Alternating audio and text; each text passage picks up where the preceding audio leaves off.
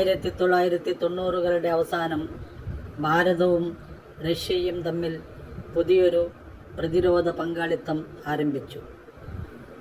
1998 ആ പങ്കാളിത്തത്തിൻ്റെ ഫലമായിട്ടാണ് ബ്രഹ്മോസ് എയർസ്പേസ് എന്ന സംയുക്ത സ്ഥാപനത്തിൻ്റെ തുടക്കം.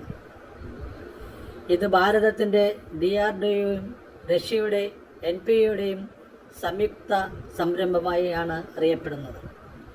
ബ്രഹ്മോസ് എന്ന പേര് 2 നദികളുടെ പേരുകൾ ചേർത്താണ് ഉണ്ടാക്കിയത്. ഭാരതത്തിൻ്റെ ബ്രഹ്മപുത്രയുടെ പേരും റഷ്യയുടെ മോസ്കോ എന്ന നദിയുടെ പേരും ചേർത്ത്. ബ്രഹ്മോസ് മിസൈൽ വളരെയധികം വേഗതയുള്ളതും അതിശക്തിയുള്ളതുമായ ഒരു മിസൈലാണ്. ഭൂമിയിൽ നിന്ന്, കപ്പലിൽ നിന്ന്, വിമാനങ്ങളിൽ നിന്ന്, എന്തിനേറെ മുങ്ങിക്കപ്പലുകളിൽ നിന്ന് പോലും അതിന് ലക്ഷ്യത്തിലേക്ക് വിക്ഷേപിക്കാനാകും.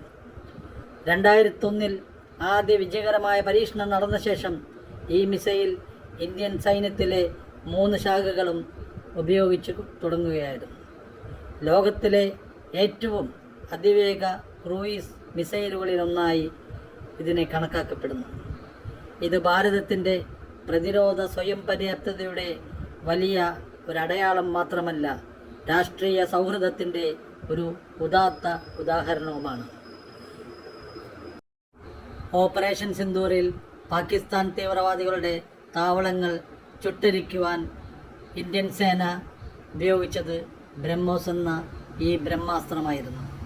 ന്യൂസ് ഡെസ്ക്, മംഗളം TV.